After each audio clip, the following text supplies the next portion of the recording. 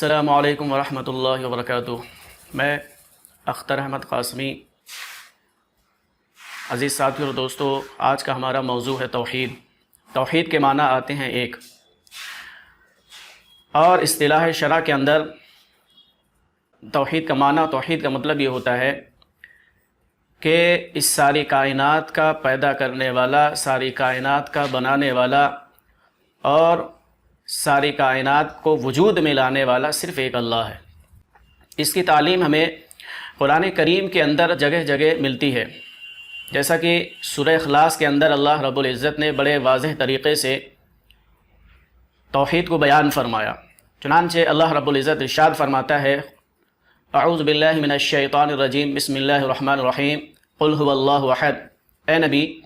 آپ کہہ دیجئے کہ اللہ ایک ہے، اللہ الصمد، اللہ بے نیاز ہے، لم یلد ولم یولد، نہ وہ کسی سے جنا اور نہ اس نے کسی کو جنا، ولم یکن لہ کفوا احد، اور اس کا کوئی ثانی نہیں، اس کا کوئی ہمسر نہیں۔ اسی توحید کی عقلی دلیل اللہ رب العزت ارشاد فرماتا ہے کہ لو کان فیہما آلہۃ الا اللہ لفسدتا فسبحان اللہ رب العرش عما یصفون، کہ اگر اس روئے زمین پر، اس کائنات کے اندر دو خدا ہوتے، دو مالک ہوتے، اس کائنات کو چلانے والے دو معبود ہوتے، دو خدا ہوتے، تو یقیناً جو نظام دنیا کا چل رہا ہے وہ سارا کا سارا نظام برباد ہو جاتا، وہ سارا کا سارا نظام ختم ہو جاتا، سارا کا سارا نظام درہم برہم ہو جاتا۔ اور ایک دوسری آیت شریفہ کے اندر اللہ رب العزت اس بات کو بھی ارشاد فرماتا ہے کہ جو لوگ اللہ رب العزت کو چھوڑ کر اپنا دوسرا معبود بنا لیتے ہیں یا اللہ کے ساتھ کسی اور کو بھی شریک کرتے ہیں، تو اللہ رب العزت نے اس کو پسند نہیں فرمایا۔ اللہ رب العزت یہ چاہتا ہے کہ میرا بندہ صرف میری عبادت کرے۔ جو لوگ اللہ کے علاوہ کسی دوسری کی عبادت کرتے ہیں، کسی دوسری کی اطاعت کرتے ہیں، اس کا تذکرہ قرآن کریم میں اللہ رب العزت سورہ حج آیت نمبر 73 کے اندر ارشاد فرماتا ہے، اور یہ بات اللہ رب العزت نے بطور مثال بیان فرمائی کہ یا ایھا الناس ضرب مثل فاستمعوا لہ،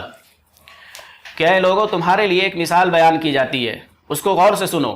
ان الذین تدعون من دون اللہ لن یخلقوا ذبابا ولو اجتمعوا لہ، کہ جو لوگ اللہ رب العزت کے علاوہ کسی دوسرے کو پکارتے ہیں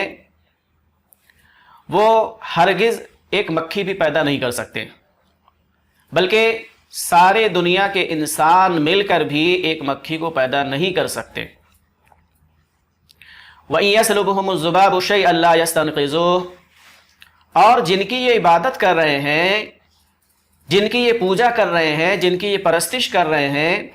اگر ان کے پاس سے یہ مکھی کوئی سامان لے جائے تو یہ اس سے چھڑا بھی نہیں سکتے۔ یہ اتنے بے بس ہیں، یہ اتنے کمزور ہیں، یہ اتنے ضعیف ہیں کہ یہ کچھ بھی نہیں کر سکتے۔ ظاہر سی بات ہے کہ اس کی عبادت اور اس کی اطاعت کرنے سے کچھ بھی حاصل نہیں ہوگا۔ قرآن کریم میں اللہ رب العزت ارشاد فرماتا ہے کہ چل کر ضعف الطالب والمطلوب، کہ جو اس سے طلب کر رہا ہے، جو کسی اللہ رب العزت کو چھوڑ کر کسی دوسرے سے مانگ رہا ہے، کسی دوسرے کی عبادت کر رہا ہے، وہ بھی کمزور ہے۔ جس سے مانگا جا رہا ہے وہ بھی کمزور، مانگنے والا بھی کمزور، اور جس سے مانگا جا رہا ہے وہ بھی کمزور۔ عزیز ساتھیوں اور دوستو، ہمیں روز اول ہی سے یہ بات سمجھائی جاتی ہے، یہ سکھائی جاتی ہے، ایمان والا توحید کو چھوڑ دیتا ہے تو پھر وہ صحیح مانو، پھر وہ مومن نہیں ہو سکتا ہے، پھر وہ مسلمان نہیں ہو سکتا ہے، اس لیے کہ اسلام کی بنیاد ہی توحید و رسالت کے اندر ہے۔ اگر کوئی شخص توحید کا منکر ہو، توحید کو نہ مانتا ہو، یا توحید کو مانتا تو ہے، یہ مانتا تو ہے کہ اللہ رب العزت ایک ہے، لیکن اللہ رب العزت کے ساتھ وہ کسی اور کو شریک کرتا ہے عبادت کے اندر، اطاعت کے اندر،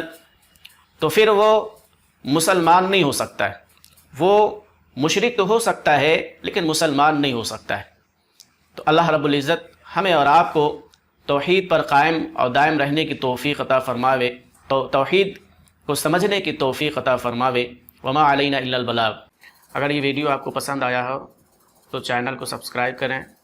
ویڈیو کو لائک کریں، اور زیادہ سے زیادہ اس ویڈیو کو شیئر کریں تاکہ آپ کے لیے یہ صدقہ جاریہ ہو سکے۔